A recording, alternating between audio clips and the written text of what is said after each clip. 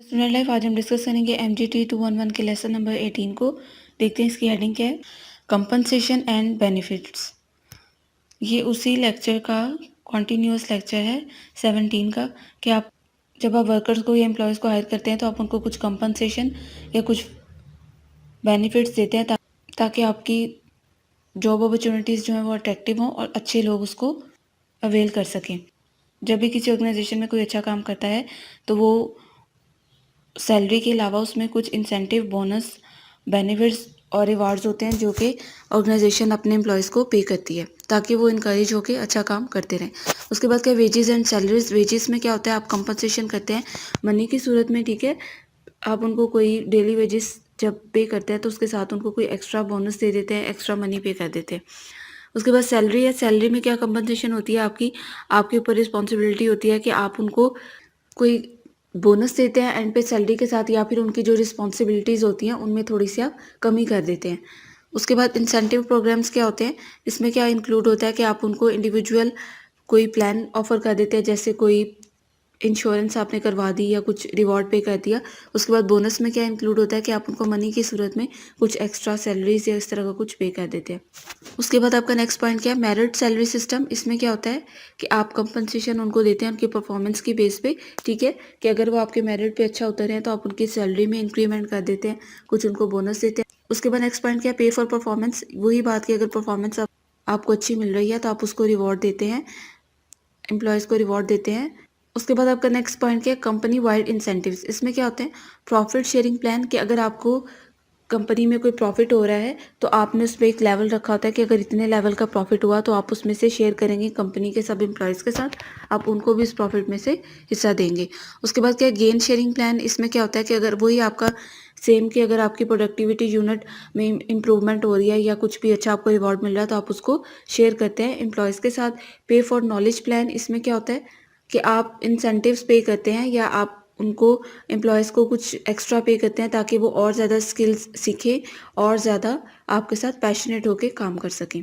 उसके बाद क्या बेनिफिट प्रोग्राम्स। इसमें क्या होता है कि आपने वही कंपनसेशन या फ़ायदे देने होते हैं अपने डेली वेजेस पे। आपके जो लोग काम कर रहे होते हैं या जो मंथली सैलरीज की बेस पे काम कर रहे होते हैं, आपने उनको कुछ इंसेंटिव्स देने होते हैं, कुछ प्रोग्राम देने होते हैं। जैसे अगर कोई इंजर्ड हो गया या उसको कोई प्रॉब्लम आ गई है तो उसमें उसके थोड़े बहुत आपने इंश्योरेंस रखी होती है, ठीक है, ताकि उनको कोई फ़ायदा हो सके, उनको कुछ बेनिफिट मिल सके। उसके बाद क्या है, रिटायरमेंट प्लान्स। इसमें क्या होता है, इसी तरह आपने कोई एम्प्लॉयज़ के लिए रिटायरमेंट के प्लान रखे होते हैं ताकि आप उनको पेंशन प्रोवाइड कर सकें आप उनकी जॉब के बाद भी। इस तरह क्या होता है, आपकी जॉब अट्रैक्टिव लगती है और अच्छे लोग जो हैं उसको अवेल करते हैं। उसके बाद आपका नेक्स्ट पॉइंट क्या है, containing the cost of benefits. इसमें आपका फर्स्ट पॉइंट क्या है, कैफेटेरिया बेनिफिट प्लान। इसमें क्या होता है कि आपने बेनिफिट्स जो भी फायदे या जो भी प्रॉफिट देना उसकी आपने एक लिमिट सेट कर दी होती है कि अगर आप उसमें थोड़ी सी वैरायटी दे देते हैं। जैसे आपने डिफरेंट एरिया के अगर वो कोई अपॉर्चुनिटी सर्टिफिकेट की अवेल करना चाहते हैं या फिर वो आप मनी रिवॉर्ड्स की सूरत में कुछ बेनिफिट्स चाहते हैं, या आपने लिमिट्स बना दी होती हैं कि अगर आपने इतना हमें कंपनी को फ़ायदा पहुंचाया आपकी वजह से तो आपको डिफरेंट तरह के इंसेंटिव्स मिल सकते हैं। उसके बाद क्या इक्वल एम्प्लॉयमेंट अपॉर्चुनिटी। इसमें क्या होता है कि आप इक्वली सब एम्प्लॉयज़ को बेसिक राइट्स उनको देते हैं, कोई डिस्क्रिमिनेशन नहीं होती, यानी कोई भी उसमें आप फ़र्क नहीं करते, सब लोगों के लिए एक जैसा काम होता है कि वो जो भी अच्छा परफॉर्म करेगा इन सबको ओपन हैंड दिया था, यानी आप कंपनी ने सब लोगों को प्रोवाइड की होती है फैसिलिटी के जो भी अच्छा काम करेगा वो इंसेंटिव अचीव कर सकता है। ये सबको अगर एक ग्रुप की सूरत में सब काम कर रहे हैं तो सबको इक्वली राइट मिलेंगे। उसके बाद क्या है, protected classes in the work place. कि आपने प्रोटेक्शन एम्प्लॉयज़ को प्रोवाइड की होती है ताकि वो अच्छे तरीके से अपना काम कर सके, उनको कोई भी एक दूसरे से लड़ने की या इस तरह का कोई माहौल नहीं है कि उनको एक दूसरे से डर के काम करना पड़े। आप सबको एक जैसा इक्वली अच्छा माहौल प्रोवाइड करने की कोशिश करते हैं। उसके बाद क्या, इन्फोर्सिंग इक्वल एम्प्लॉयमेंट अपॉर्चुनिटी। इसमें पॉइंट्स क्या आपके आ रहे हैं, इक्वल एम्प्लॉयमेंट अपॉर्चुनिटी कमीशन। इसमें कमीशन और इसका शॉर्ट एब्रीविएशन क्या है, EEOC। ये आपको याद रखना है क्योंकि इससे आपको पूछ सकते हैं कि EEOC स्टैंड फॉर क्या होता है, तो आपने इसको याद रखना है कि ये क्या, इसका क्या मतलब है। इसमें क्या होता है कि आप इक्वली हर एक को एक जैसे राइट प्रोवाइड करते हैं। समटाइम आप उनको विल की सूरत में यानी कुछ रिटर्न भी दे देते हैं, कोई लॉ के थ्रू भी दे देते हैं कि आपको यहाँ पे इक्वल राइट प्रोवाइड किए जाएंगे, आपके साथ कोई भी डिस्क्रिमिनेशन या फ़र्क नहीं रखा जाएगा। उसके बाद क्या है अफर्मेटिव एक्शन प्लान। इसमें क्या होता है कि आप जो लोग ज़्यादा क्वालिफाइड होते हैं उनको आगे लेके आते हैं कि वो जो न्यूली ग्रुप्स हैं उनको काम सिखाएं, ऑर्गेनाइजेशन के साथ उनको अच्छे तरीके से काम समझाएं। उनकी हायर्ड लोग होते हैं, आप उनकी हेल्प करते हैं उन लोगों के जरिए जो कि क्वालिफाइड होते हैं। उसके बाद क्या है कलेक्टिव अफेयर्स ऑफ एम्प्लॉयज। इसमें क्या होता है कि आप सबसे पहले यूनियन की सूरत में यानी जो कि लेबर ग्रुप की सूरत में काम कर रही होती है, आप उनको इनकरेज करते हैं ताकि वो मिलके एक दूसरे के साथ अच्छा काम कर सके। एक दूसरे के साथ अगर काम ज़्यादा है तो आप उनको, अगर उन्होंने अपने वर्किंग काम से ज़्यादा कोई आवर्स आपकी काम में लगाए हैं तो आप उनको उसमें पे करते हैं, उनको ज़्यादा सिक्योरिटी देते हैं, उनको बेनिफिट ज़्यादा देते हैं ताकि वो अपनी वर्किंग कंडीशन को अच्छे तरीके से समझ सके और आपकी हेल्प कर सके। उसके बाद क्या लेबर रिलेशंस क्या है, एक दूसरे एम्प्लॉयज़ के साथ आप एक दूसरे को डील करना सिखाते हैं कि अगर वो ग्रुप की सूरत में काम कर रहे हैं तो कैसे उन्होंने एक दूसरे की हेल्प करनी है, एक दूसरे को कैसे रिस्पॉन्स देना है। उसके बाद क्या कलेक्टिव बार्गेनिंग। इसमें क्या होता है कि आप लेबर और मैनेजमेंट को आप मौका देते हैं कि अगर उनको कोई प्रॉब्लम है या एक दूसरे से कोई शिकायत है तो वो उसमें आपके साथ आर्ग्यूमेंट कर सकें, आपको बता सके, या जो भी प्रोसेस है उसको मिल बैठ के उसको कवर अप कर सके। उसके बाद क्या कलेक्टिव बार्गेनिंग एजेंट। इसमें क्या होता है एक पर्सन होता है जो कि अगर कोई प्रॉब्लम है या कोई भी मसला वर्कर यूनियन वर्कर में चल रहा है या लेबर में चल रहा है तो वो उनको बारी बारी जाके उनके पास जाता है, उनसे कांटेक्ट करता है और पूछता है कि अगर उनकी यूनियन में या कोई भी प्रॉब्लम आ रही है या कुछ भी मेंबर्स में कोई मसला है तो वो उनको सॉल्व करे। उसके बाद क्या reaching agreement on contract terms. इसमें क्या होता है कि आपने लॉ एक बनाया होता है जिसमें आपने यूनियन के लिए एक लॉ बनाया था जिसमें आपने सब एग्रीमेंट्स और जो भी आपके रूल्स हैं कंपनी के जो भी रेगुलेशंस है आपने उनको एक लॉ की सूरत में एक पेपर की सूरत में बनाया होता है और आप वो सब कंपनी सब यूनियन को वो बताते हैं और उस पर फोकस करवाते हैं कि आपने इस लॉ के अंडर रह के अपने सारे काम करने हैं, यानी आप एक लिमिट बना देते हैं ताकि सब उस लिमिट में रह के अपना काम करें, कोई भी लिमिट को क्रॉस ना। उसके बाद आपका नेक्स्ट पॉइंट क्या है कॉन्ट्रैक्ट इश्यूज। इसमें क्या होता है इसमें कंपनसेशन आपने क्या देनी होती है